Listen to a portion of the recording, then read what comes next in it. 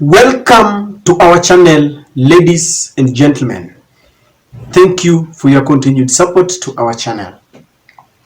The Azimio leader Raila Odinga today met Azimio members of parliament both in the Senate and in the National Assembly. The main aim of this meeting was to look at their impending meeting with William Ruto's side and to select the 7 members that will form the bipartisan committee in parliament to try and resolve what Raila Odinga has named the irreducible minimum. And I want to say that the success of every meeting depends on 2 things. One are the people who take part in that meeting. The participants will make the meeting to either be successful or fail. Number 2 is the intensity of the agenda, what is to be talked about. And maybe number 3, it depends on the goodwill of the ultimate bosses. In this case, William Ruto and Raila Odinga.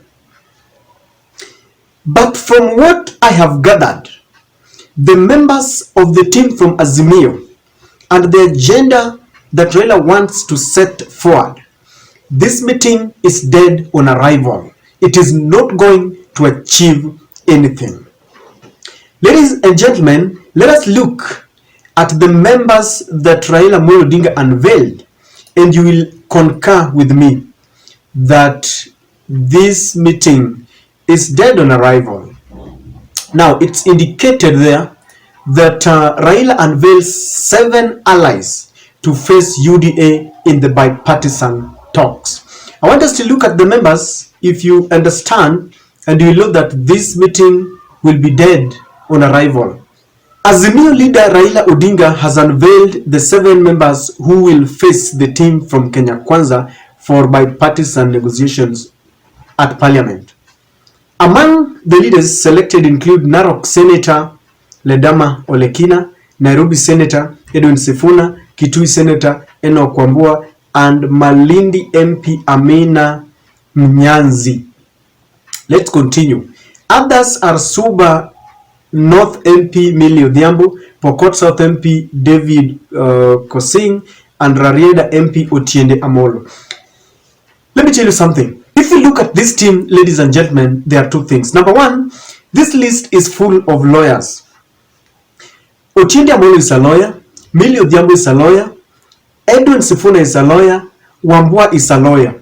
The other, I don't know the profession of the others, but you will find out that even some of them are lawyers. And the reason why Raila has decided to unveil lawyers and unleash them against Ruto is that in those meetings, there comes a time when there will be a stalemate because they will be quoting constitutions and articles of the law, and that is why he has decided to include lawyers in that team. People like Otiende Amolo are very smart lawyers. In fact, I'm sure from where the Kenya Kwanza team is, they have started trembling. Otiende is the one person who does not shout, but he's a legal mind that you cannot really.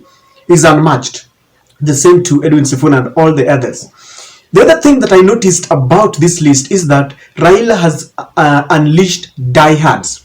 Those are people who have got a position. They have decided they will not back down. Now, I said that the success of a meeting depends on the members of the team, those participants.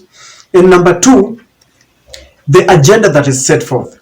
Raila Odinga has reiterated what he has always said, because the agenda includes this committee, the bipartisan committee of 7 members from Azimio and 7 from Kenya Kwanza.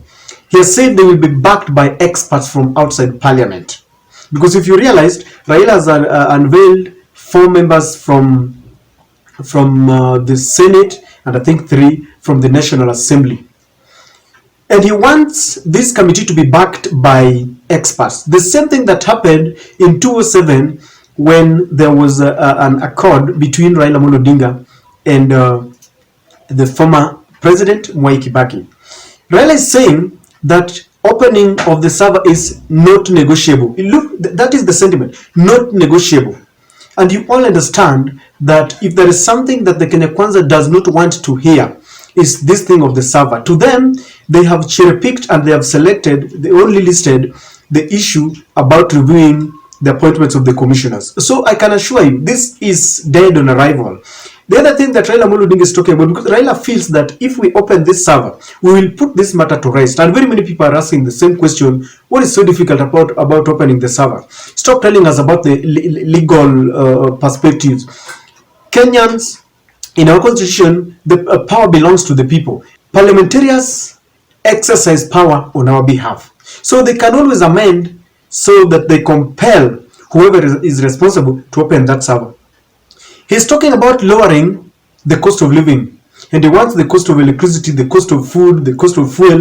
And Raila is simply telling William Ruto to reinstate subsidies that he abandoned, subsidies that were initiated by Uhuru Kenyatta. Let me tell you the reason why this will not happen. William Ruto had signed a deal with the IMF, International Monetary Fund, for him to be given certain amount of loans. And one of the conditions was that he removes all the subsidies. He did that. So he is torn between, is he going to listen to Raila Amolo Odinga or is going to listen to the West? And I can assure you from what we have seen, William Ruto is going to listen to the West. I don't know what is going to happen because things are getting thicker. The reviewing of appointments of the commissioners, this is something that I think they had agreed. But Raila is giving another set of conditions. Raila wants the elections to be devolved. He wants the commissioners, the IEBC commissioners, to be based on permanent basis at the to be devolved into our counties, so that each and every county has a permanent employee of the IEBC, so that when elections are done, they announce the results at the county level, so that it is not interfered with in the Bomas. Because from what you've seen in the two elections and in the Supreme Court challenge in 2017 and in 2022, it became very clear that bullying is happening at the Bomas of Kenya. It was at the Bomas of Kenya where the former IEBC chairman, Wafula Chebukati, bullied this way and told the Cherera 4 and all the team that we are going to announce whether you like it or not. I saw Meg Whitman at Bomas, and I don't know what he was doing there, yet our diplomats are supposed to wait for invitation on the day when the declaration of results are being made. So this time around, Raila wants it to happen at every county. It is not that when it goes to the county, it's going to be perfect. No. Laws are reviewed according to the circumstances, prevailing circumstances. So that is one thing that William Ruto will not accept. And then another bombshell. Raila is telling them that one of the things that they are going to review is the reinstatement of the Cherera 4. Those who have been kicked out by that Agri-Muchelule commission. And you know what that means. Raila is placing hard balls. He is playing very hard. And the last one, Raila is saying that they are going to discuss so that they can amend laws. Whoever has crossed lines, for example, like we have members of parliament who crossed over from the Azimio and they swear allegiance to the Kenya Kwanza, that those members must be replaced forthwith and they must go back to the people to seek fresh mandate. You tell them, mimi nimeamua, nina support Ruto. I've decided that I want to work with Ruto. Because from where I sit, there is nothing bad if you support William Ruto or if you cross from Ruto to Raila Amolo Odinga. But you must cross over, because there are people who are elected purely because they were supporting Ruto or purely because they were supporting Raila Amolo Odinga. There are members of parliament who would have not seen parliament, the doors of parliament, were it not for the ODM or KANU or Jubilee. People looked at the ODM, people looked at Raila Amolo Odinga, people looked at the policies and they elected them. Now they have crossed over. So Raila Amolo Odinga is saying that they are going to discuss so that they are given powers, all parties are given powers to replace their members of parliament, even in the committees, parliamentary committees. This is another thing that they don't want to hear, because the Kenya Kwanza team is saying that you can allow each and every MP to support whichever part they want, because they want to buy all the leaders. William Ruto says that he wants a strong opposition. Here he is doing mischief, buying all of them. So ladies and gentlemen, from what is happening, and of course the goodwill, like I told you, must be looked at. The goodwill from Raila Amolo Odinga, the political goodwill from William Samoei Ruto. From where I sit, this thing is not going to achieve much. It is dead on arrival, and we are going back to the streets.